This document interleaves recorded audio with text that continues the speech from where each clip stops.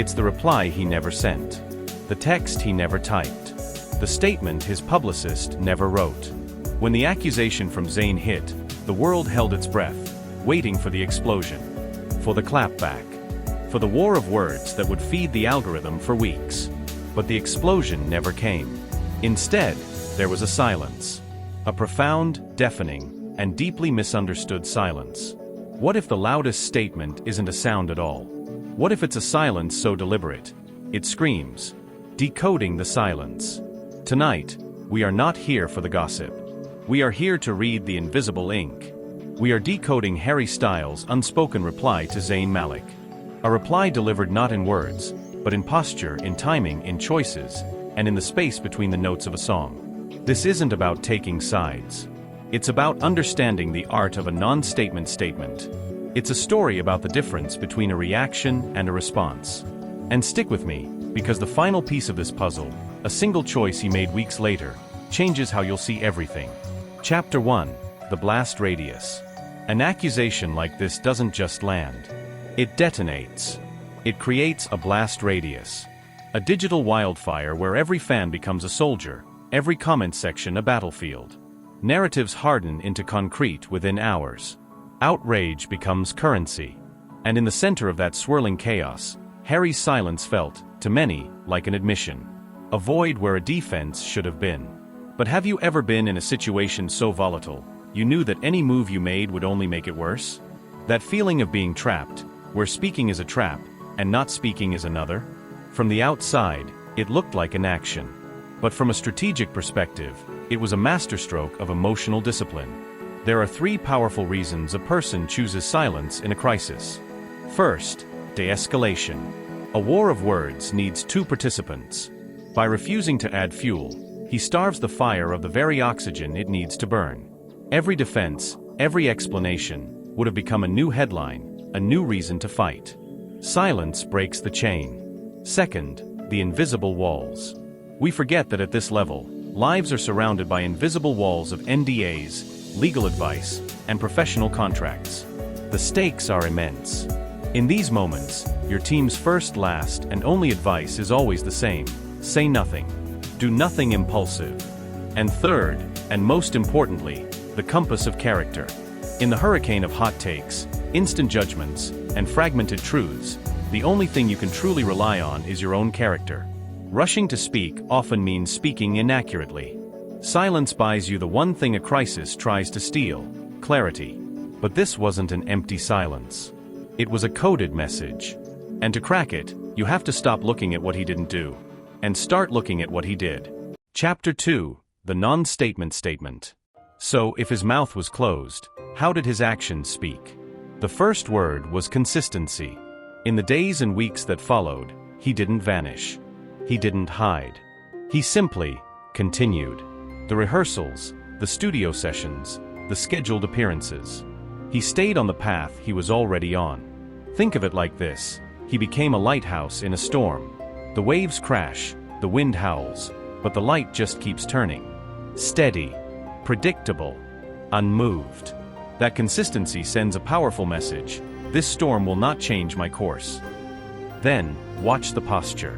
In the few paparazzi shots that emerged, there was no clenched jaw, no hurried walks to the car, no hiding under a hoodie. The shoulders were relaxed. The pace was measured. The smiles, when they came, were small but genuine. It's a masterclass in emotional regulation. It's nonverbal communication that says, I am not carrying your chaos. I will not let this define my center of gravity. Accusations are meant to stick, to stain. But his actions created a kind of Teflon shield. The drama was designed to pull him down, but he simply refused to let it land. It's an incredible display of strength. Or is it the most calculated performance of his life? The answer isn't that simple. Because all of this, the posture, the routine, it's just the stage. The real genius is in the timing. Chapter 3. Timing is the reply. The internet screams for now. Justice, drama, receipts. Deliver it now. We live in a culture where immediacy is mistaken for honesty. Harry's response was a masterclass in then. Look at the timeline. Day 1. The accusation explodes. The hunger for a reply is ravenous. Week 1, the silence deepens. The world is shouting into a void. Weeks later, he continues his work, appearing exactly as scheduled. As the old saying goes, a lie can travel halfway around the world while the truth is putting on its shoes. Harry wasn't just putting on his shoes. He was polishing them, choosing the right pair, and deciding if the walk was even worth taking. By refusing to operate on the internet's frantic timeline, he takes control of the narrative's clock. He communicates that his truth, his reality, isn't subject to a 24-hour news cycle. It's permanent. It doesn't need to sprint. And then when he finally does re-emerge into the public light, not with a statement, but with a performance or a project, the tone is never defensive. It's creative. It's grounded. He doesn't re-enter the argument. He simply continues his own story, on his own terms. That act in itself is the reply. But this level of control hints at something deeper. It's not just about winning a news cycle. It's a war of philosophies. Chapter 4, Values versus Virality. In the modern world, every public figure stands at a crossroads after a crisis. One path is labeled virality. The other, values. The path of virality says, clap back, go live, post the receipts, win the fight now. It's a flash flood, fast, destructive, and gone tomorrow, leaving a trail of mud. The path of values says, be who you said you were yesterday. Be who you plan to be tomorrow. This path is bedrock, carved slowly over time, unmoving. Harry's entire brand is built on values, not virality. Kindness, craft, control. Even his aesthetic is a rejection of noise, softened palettes, open spaces, gentle light. His entire career has been a quiet rebellion against the harsh, loud, and aggressive. Why does this matter? Because public accusations are a trap. They are designed to drag you into the mud, to make you become your worst self. Responding with rage gives the monster a second head. It validates the drama.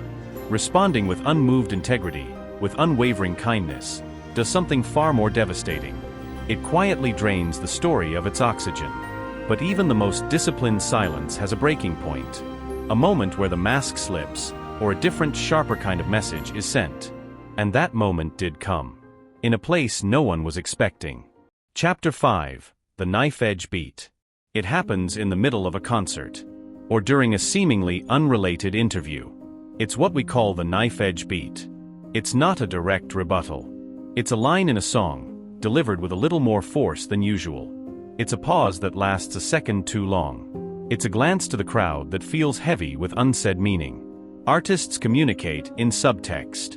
Maybe it's a lyric he sung 1,000 times, but tonight, the words about drawing lines, or closing doors, or not fighting old wars land with the force of a hammer. He emphasizes it. He lives in it for a moment. And in that moment, the audience feels it. A sudden chill. A collective understanding. He just said everything without saying anything. And here is the twist that turns this entire story inside out. We all assume that message, that knife edge beat, is aimed at Zayn. But it's not. It's aimed at us. It's aimed at the audience that paid for tickets. The viewers who click on the headlines. The culture that feeds on conflict. He's not saying, Zayn, you're wrong. He's saying, audience, this part of my life is not for you. You don't get to consume my friendships, my pain, my history as content. It is the ultimate boundary. A quiet, powerful refusal. So, was this a calculated PR move, or the raw, honest reaction of a man pushed to his absolute limit? Chapter 6, Strategy or Self-Respect. The truth is, it's never one or the other. The best strategy is born from authentic self-respect. What we witnessed wasn't just a media plan. It was the public manifestation of a private code. Think of it as 3 pillars holding him up. Pillar 1, boundaries. This is the radical idea that you can love someone, you can cherish the history you had, and still refuse to relive your trauma publicly for their closure or the public's entertainment. Love and loyalty don't require public self-destruction. Pillar 2, accountability. This is the belief that if you have work to do on yourself, you do it in private. Real growth happens in quiet rooms, with people you trust, not on trending topic lists. It's the difference between being sorry and performing sorrow. Pillar 3, continuity. character isn't what you do when it's easy. It's the promises you keep when a storm is tearing everything else down. He had promises to his fans, to his band, to his collaborators. He showed them that their shared work was more important than his personal turmoil. We think the only honest response is a Notes app apology. Sometimes, the most honest response is a life lived cleanly, consistently, and kindly, in full public view. But this whole time, we've been assuming the silence is about protecting himself. What if we're completely wrong? What if the person he's truly protecting is Zayn? Chapter 7: The Shield of Silence. Think about the last friend you truly lost. The kind of friendship that felt like family. When it ends, especially badly, there's an intense urge to explain yourself, to defend your side, to set the record straight. But if you still care, even a little, you know that setting your record straight might mean burning theirs to the ground. Silence can be a shield. Not for you, but for the person on the other side. It can be a final, quiet act of love. It's a refusal to participate in a public takedown. It's a decision to hold the complexity and the pain of a shared history in private, rather than flattening it into a villain and hero narrative for clicks. Harry is choosing to carry his side of the story without dragging Zayn's name across a global stage one more time. He is refusing to burn down the memory of the house just to prove he didn't start the fire. And if we, the public, feel cheated by that, if we feel entitled to the blood and the tears and the ugly chapters, maybe that says more about us than it does about him. Final reckoning, the real response. In the end, Harry's response is a profound refusal. A refusal to perform his pain on demand. A refusal to feed the machine that pits friend against friend. It's a quiet, defiant bet that who you are, day after day, week after week, will always speak louder and last longer than what they shout about you for a weekend. It is not the roar of a lion we expected. It's the strength of the mountain that withstands the storm. For Zayn, the accusation was a flare sent up in a dark sky, full of real feeling, real frustration, a need to be heard. For Harry, the answer is a long, steady horizon. A silent promise that says, I won't fight you in public. I won't cheapen our history. I will not give the algorithm a duet of our pain. That isn't weakness. That isn't guilt. That is a boundary with a backbone. The final conversation. Now, the conversation moves to you. And this isn't for drama, it's for wisdom. If you had to respond to a deep injustice, a personal accusation, without using a single word, what would your silence look like? What one action would become your statement? Let me know in the comments. I am going to read every single one. And if this analysis gave you a new lens to look through, please hit the like button, share this with a friend who appreciates depth over drama, and make sure you're subscribed. Coming up next, we are unpacking the one photo from their One Direction days that predicted this entire fracture. You've seen the picture 1,000 times, but you've never seen what's hidden in plain sight. You don't want to miss it.